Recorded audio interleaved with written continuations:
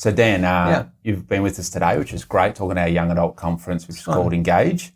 Dan's from Brisbane, and he is an apologist with Ravi Zacharias Ministries International. You're the number one Ravi guy in Australia, which is awesome. And we met a couple of years ago in Sydney and been trying to get you down, and now you're here. So now you're a husband. I am. So I got one wife. Yeah, very Three good. kids. Very good. Yep, Biblically accurate. The maths works. So 3 little boys, 4, 2 and 1. So nearly been married a decade now. And wow. Yeah. We're a decade this year. Yeah, same. When we should go away.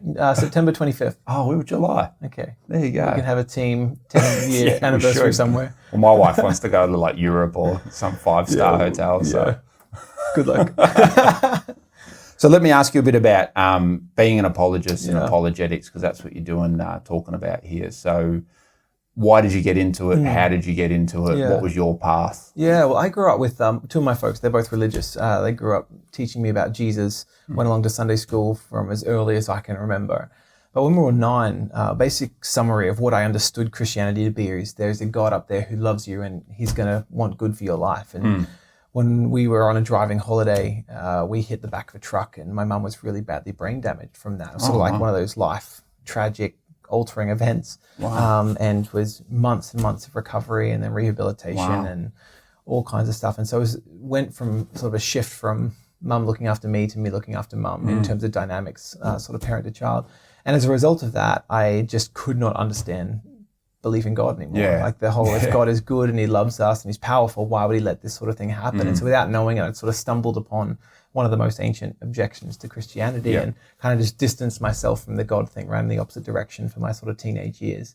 But when I came back to explore Christianity, it was really through asking bigger questions about life. What am I doing here? What should I do with my life? What should I study?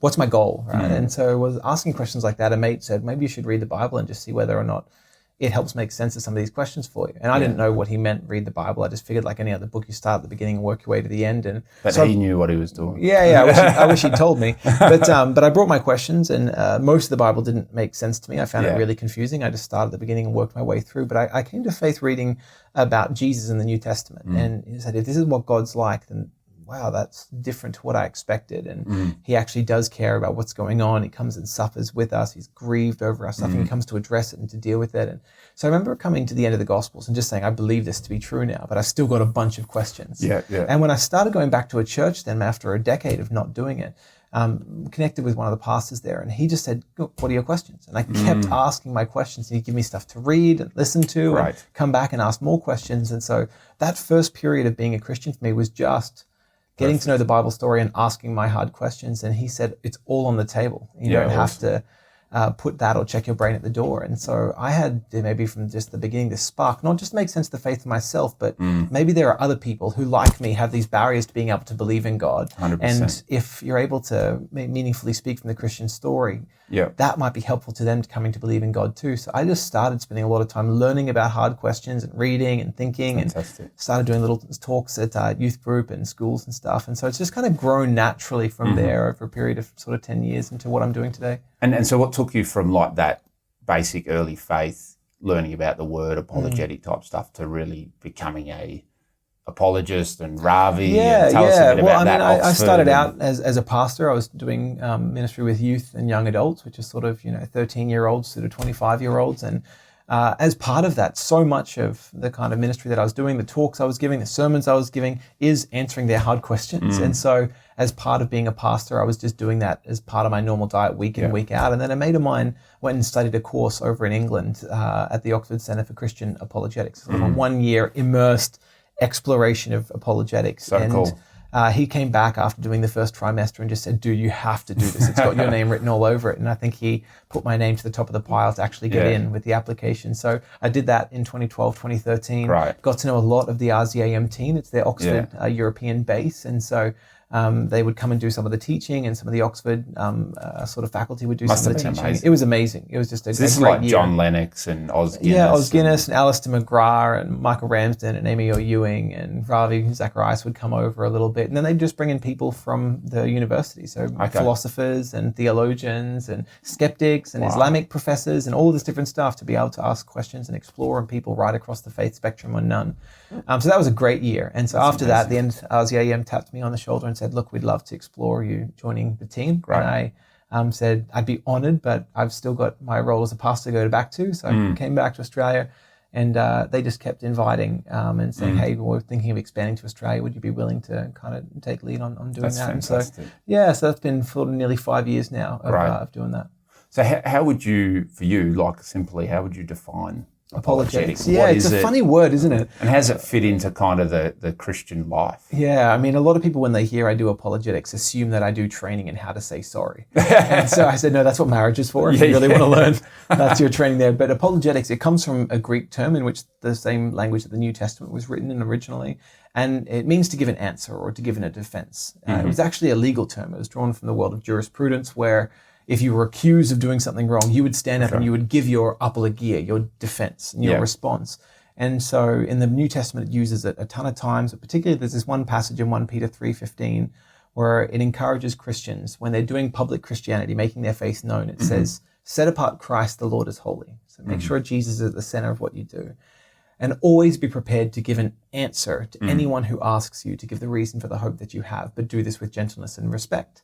And where it said always be prepared to give an answer, that Greek term is apologia. Always be prepared to give an answer or make your defense for why it is that you believe what you believe. So for a lot of Christians, what we believe, the story of God, is our sort of gospel, the what. That's sharing of the story. But the apologetic side is more sharing the why. It's the positive case for belief in God and belief in Jesus, or it's dealing with the negative objections that people have perhaps towards the church or God or the Christian story or the Bible or Jesus and history. And so picking up questions in philosophy, theology, psychology, history, all of these things sort of map together. That's the world of apologetics. It's super exciting. I know I've got into it a lot more the last few years, and it's just I love history, and it's like I love how that's woven into it, and the philosophers of the past and all of that stuff. I think it's really, really interesting. So what would you say? Oh, sorry, go ahead. I think people come at a lot of the bigger questions of life really from one of two angles. Either is this true or is this good? Is it relevant? Is it going to change my life in some significant way? And so part of the challenge of doing apologetics is really coming and trying to say, what are people's real barriers? Are they really to do with whether or not I've got good reasons to believe this, predominantly cerebral, or is this more, do I want this? A question of the will or the goodness and desire as to whether this is real. And so a lot of what we do more these days, rather than just the hard truth stuff, there are very few hard skeptics. It's more on the, what would this mean if this were true? You know, if I was to accept this, what change would that ultimately bring? And is that something that I want for my life? So what do you find in Australia as you move around the nation and talk and that? What do you find is the main question, maybe the top question or two that people are asking right now? Yeah, I think it's a great question to be able to explore. And the reality is Australia is diverse. So if you're in a coastal town versus a rural town, it's different based upon what the current climate needs are, people's standards of living, all of these things vary. But perhaps maybe a couple of the most common questions is, how can I take God seriously when you look at the church? Okay, interesting. You know, part of the challenge for me as a Christian who wants to be able to help commend Christ is the biggest barrier for most people towards Christianity is actually the church, which is meant to be the greatest window into the goodness of Christianity. And just because of the past history of the church, particularly with, you know, the child sex claims and the Royal Commission and the horrible way in which so many institutions handled that, not just Christian but secular, as well as then the perceived maybe callousness or in it just for the riches view of certain kinds of churches. People just have a reasonably negative perception of the church. Maybe some quasi-warm nostalgia about a few church experiences growing up, but whether religious schools or hardline churches, they've just got a lot of negativity towards it. So that's one big barrier. Do you think that that's partly a bit of an Aussie thing because we're quite good at being sceptical and being negative? Or is that a bit more of a worldwide Western thing? I think Aussies just have a big fair go kind of attitude. And so where they see power being abused, that really riles us up. So I'm pretty comfy with that. I think Jesus was pretty comfy with that attitude. And because there's a lot to point the finger at, you know, that's sort of the perception that's there. Sadly, because of bad Christians, people don't then actually take a look at Christ, which I hope will shift.